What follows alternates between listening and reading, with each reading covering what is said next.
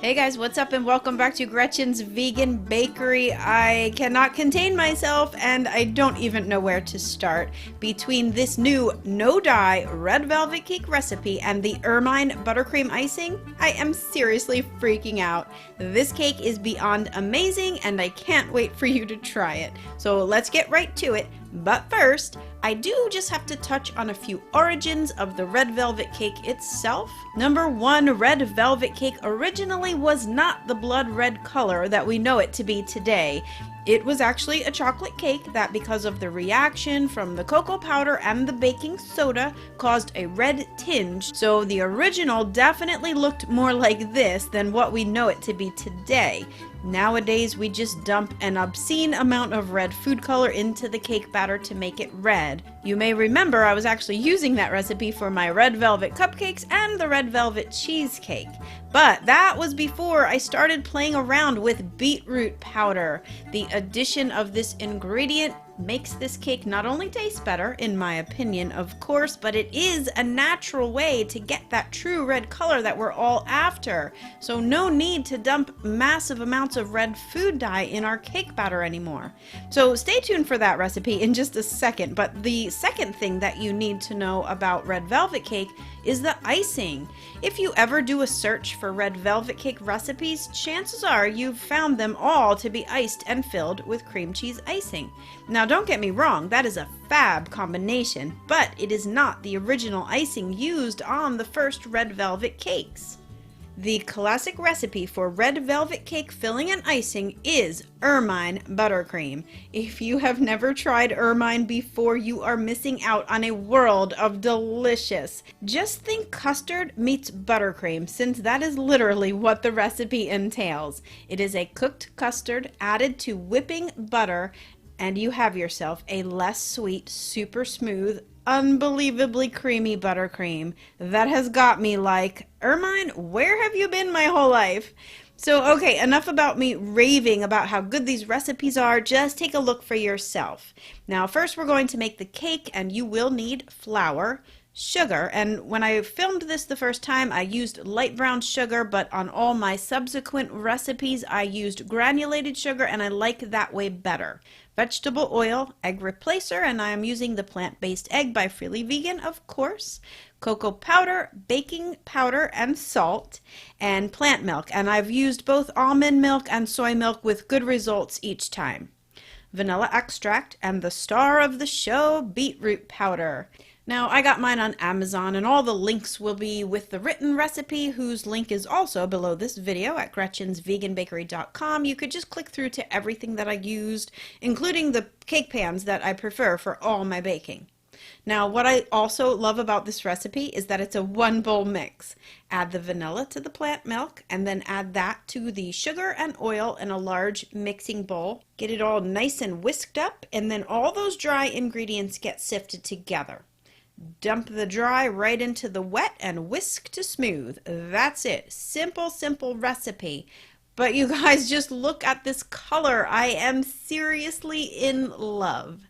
Now, divide the batter into your greased and parchment-lined cake pans. And I always use 7-inch pans to get 3 perfect layers, but you can also use 2 8-inch cake pans if that's all you have for 2 thicker layers. 9-inch pans would also work great, or pour all the batter into a 12-inch by 18-inch sheet pan for a sheet cake, or cupcakes too. Like, this recipe is so versatile, it bakes perfect no matter what shape or size you want to go for.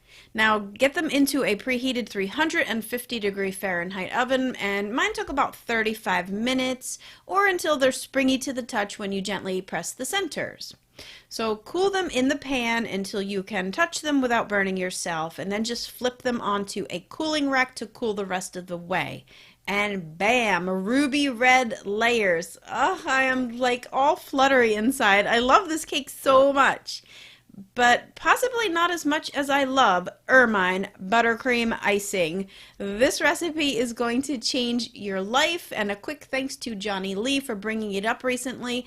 He is a longtime supporter of me and my channel, and it was perfect timing. He messaged me to suggest I do a comparison video on this icing, And let me tell you, there is no comparison. This buttercream is less sweet and super stable with no addition of shortening.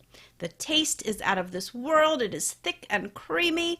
And so basically it's a cooked custard. As you see here, I have the flour and the sugar in the sauce pot, and then I added the plant milk, and I'm just cooking it while whisking constantly until it comes up to a boil.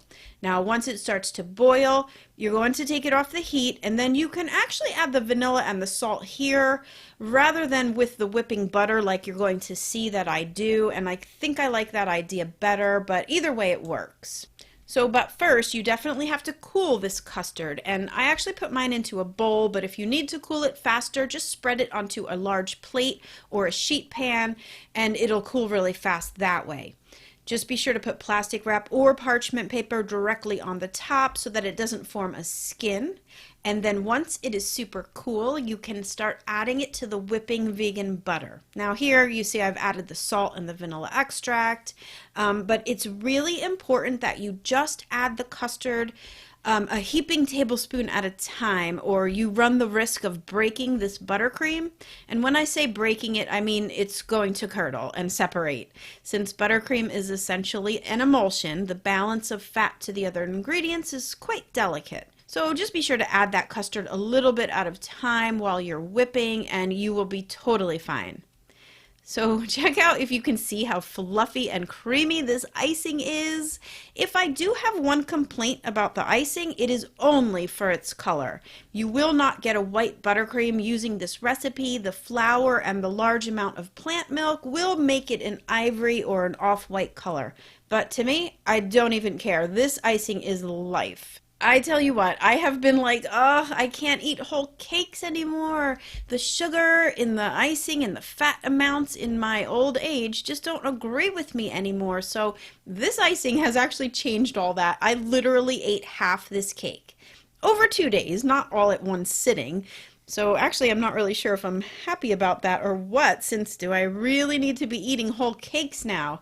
No, I definitely don't. But the fact that I can and I'm not like down for the count afterward and feeling miserable, yeah, that is something to be said about this icing. There is literally 1/3 less sugar in this entire recipe, and the addition of the plant milk and the flour just makes it a ton more quantity of icing too, compared to the small amounts we're used to getting with the Swiss buttercream, with the aquafaba, and even the American style. And this icing doesn't require shortening. I'm in love with you, Ermine. Okay, let me calm down.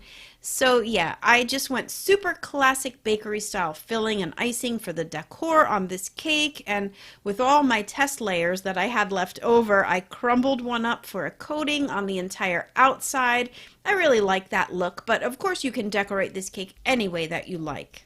I also had so much cake trimmings left that I made some red velvet cake balls to go on top. And if you're wondering how I got that spiky look, just roll your balls on a cooling rack. Just make sure no one's home when you're doing it, because yeah, awkward. Alright, well there it is. This is my newest, favoritist cake of all time, the no-dye red velvet cake with ermine frosting.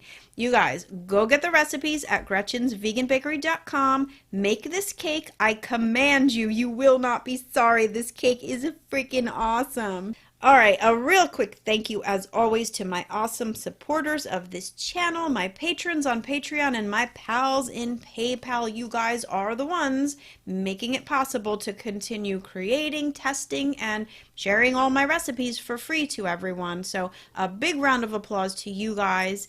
If you think you can help for as little as $1 a month, click the links below to find out how.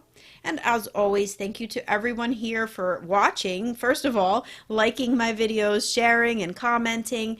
Really, every little bit helps, believe me. So be sure to click through to my blog, too, for all the recipes so I can try to make 2 pennies instead of just 1 with all the annoying ads. Yeah, I know they suck, but it all goes back into paying for the cost to run this show. So suck it up, Buttercup. Alright, thanks again, everyone, for watching, and until next time, happy vegan baking. Bye for now.